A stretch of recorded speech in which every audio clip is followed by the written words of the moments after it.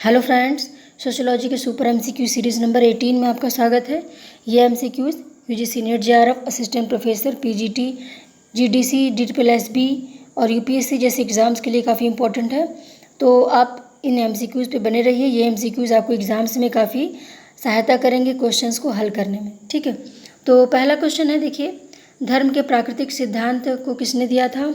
तो Max Muller. ठीक है, मैक्स मूलर ने क्या कहा था? उन्होंने कहा था कि जो प्रकृति होती है, प्राकृतिक चीज़ें होती हैं, ये अचानक होने वाली घटनाएं हैं। ठीक है, मनुष्य के समझ के परे होने वाली घटनाएं हैं, जिसके कारण व्यक्तियों ने क्या किया, सोचना शुरू किया कि आखिर ऐसा क्या होता है कि अचानक पानी का बहाव आता है, लोगों को बहा ले जाता है। ठीक है, तो भूकंप, सुनामी, बाढ़ और इसके अलावा और भी जो घटनाएं होती हैं, अतिवृष्टि, अनावृष्टि, ठीक है, कहीं सूखा तो कहीं कुछ, तो ये सब व्यक्ति के वश में नहीं होती। ठीक है, तो व्यक्ति मानता था कि ये सभी ईश्वर कर रहा है, जो अलौकिक शक्ति है, ये सभी चीज़ें अलौकिक शक्ति के वश में हैं और हमें इनकी पूजा अर्चना करके इनको खुश रखना चाहिए। ठीक है, आज भी प्रकृति की पूजा होती है। हम पीपल के वृक्ष की पूजा करते हैं। हम किसी भी पूजा में देख लीजिए, आपको कुछ न कुछ पत्तों की ज़रूरत पड़ेगी ही, चाहे वो आम के पत्ते हों, आम के टहनी हो, तुलसी के पत्ते हों। ठीक है, तो इस तरह की चीज़ें, कूश हो गया, तो काफ़ी चीज़ें ज़रूरत पड़ती है। तो आज भी प्रकृति की पूजा हो रही है। ठीक है, बड़े बड़े पहाड़ों की पूजा हो रही है, कुछ झरनों की पूजा होती है। तो धर्म के प्राकृतिक सिद्धांत को इसने दिया था, मैक्स मूलर ने दिया था। और ये शुरू कैसे हुआ था? ये शुरू हुआ था जो प्रकृति के द्वारा होने वाली आकस्मिक घटनाएं हैं, उनके प्रति भय के कारण। ठीक है, फिर देखिए, धर्म के प्रकारात्मक सिद्धांत का प्रवर्तक कौन था? तो मेलिनोवस्की। ठीक है, मेलिनोवस्की ने कहा कि धर्म जो है वो किसी न किसी उद्देश्य की पूर्ति के लिए, कोई न कोई आवश्यकता की पूर्ति करता है, इसलिए ये बना है। यदि ये आवश्यकता की पूर्ति न करता तो ये समाप्त हो जाता। ठीक है, तो मेलिनोवस्की ने धर्म के प्रकारात्मक सिद्धांत की बात की। तो फिर देखिए, क्वेश्चन नंबर 3 है, किस जनजाति में हरा और सूखा दो प्रकार का दाह संस्कार किया जाता है, जिसको टोपम और जंगटोपम के नाम से जाना जाता है? तो देखिए, ये केवल हो जनजाति में ही नहीं बल्कि ये टोडा जनजाति में भी पाया जाता है। ठीक है, टोडा जनजाति में और हो जनजाति में, दोनों में हरा और सूखा दो प्रकार का मृतक संस्कार पाया जाता है। और ऐसा माना जाता है कि व्यक्ति की जो आत्मा है वो 3 दिन के अंदर व्यक्ति के शरीर में पुनः वापस आ सकती है। इसीलिए व्यक्ति के शरीर को 3 दिन तक ना ही दफनाया जाता है, ना ही जलाया जाता है। ठीक है, 3 दिन तक उसके शरीर में आत्मा के आने का वेट किया जाता है।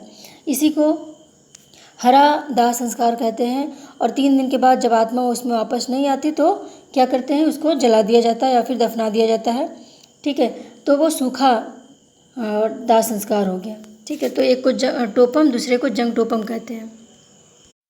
बीसी गुहा ने प्रजातियों का वर्गीकरण कितने प्रकार से किया? तो 5 प्रकार। ठीक है, गुहा ने 5 प्रकार से प्रजातियों का वर्गीकरण किया है। फिर है, हर्बर्ट रिजले ने भारत की प्रजातियों को कितने भागों में बांटा?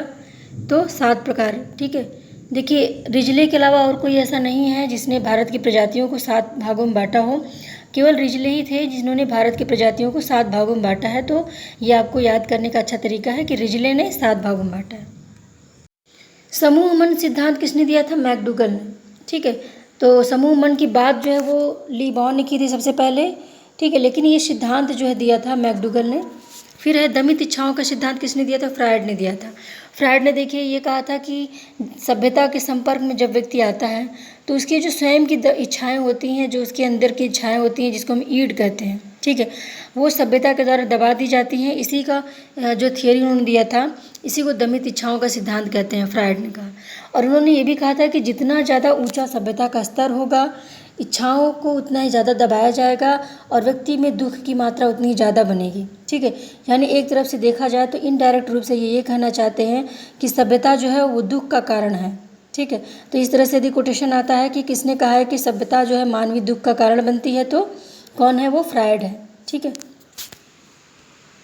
क्वेश्चन नंबर 8 है कि मर्टन ने अपनी पुस्तक social theory and social structure में समूह को कितने भागों में बांटा? तो 26 भागों में। ठीक है, और अभी आज ही मैंने समूह का वीडियो भी अपलोड किया है, तो उसमें मैंने बताया है कि 26 भागों में इन्होंने समूह को वर्गीकृत किया था। तो ये संख्या याद रखिएगा। फिर है, भीड़ को सक्रिय और निष्क्रिय भीड़ में किसने बांटा था? तो किम्बाल यंग। ठीक है, सक्रिय भीड़ और निष्क्रिय भीड़। सक्रिय भीड़ का मतलब क्या? अचानक ढेर सारे लोग जा रहे हैं, कुछ लोगों को पीटना शुरू कर दिया, ठीक है, जान से मार दिया, बसों को जला दिया। ठीक है, ये सब क्या है? ये सक्रिय भीड़ है। और निष्क्रिय भीड़ क्या है? जैसे मान लीजिए कोई सत्संग चल रहा है, ढेर सारे लोग बैठे हैं, सब शांति से बैठ के सुन रहे हैं, तो वो निष्क्रिय भीड़ हो गया। ठीक है, तो अब आप समझ गए कि सक्रिय भीड़ मतलब क्या, जैसे दंगे हो गए, ढेर सारे लोगों का समूह जा रहा है, घर घर में लोगों को मार दे रहा है, तो वो सक्रिय भीड़ है। और निष्क्रिय भीड़ जो बिल्कुल शांति से बैठे हैं, कुछ सुन रहे हैं, किसी उद्देश्य की पूर्ति के लिए वो बैठे हुए हैं। ठीक है, क्वेश्चन नंबर 10 है, देखिए मिलान करने वाले प्रश्न है। एकत्रिक और जननिक समूह, ठीक है, ये किसने कहा था, गिडिंग्स, इन्होंने वर्गीकृत किया था समूह को। ऐच्छिक और अनैच्छिक समूह, वर्गीकरण किसने किया था, चार्ल्स वुड। ठीक है, ऐच्छिक, अनैच्छिक और प्रातिनिधिक समूह, सैंडरसन। फिर है सामाजिक, असामाजिक समूह, आभासी समूह, समाज विरोधी और समाजपक्षी समूह, ये सब जॉर्ज हसन ने कहा था। ठीक है, तो समूह से रिलेटेड वीडियो बन चुका है और उसमें काफ़ी चीज़ें, ये सारी चीज़ें उसमें हैं। ठीक है, और मैंने समूह के वीडियो में ज़्यादातर चीज़ें ऐसी दे दी हैं जो कि क्वेश्चंस आने वाले हैं, समझने वाली चीज़ें हैं जो आपको जानना चाहिए, वो सारे, कोई भी वीडियो किसी भी टॉपिक पे रिलेटेड हो, मैं उसमें मैक्सिमम चीज़ें देने का पूरा प्रयास करती हूँ। ठीक है, तो ये MCQ यहीं पर फिनिश होता है। मिलते हैं फिर अगले वीडियो में, तब तक के लिए बाय।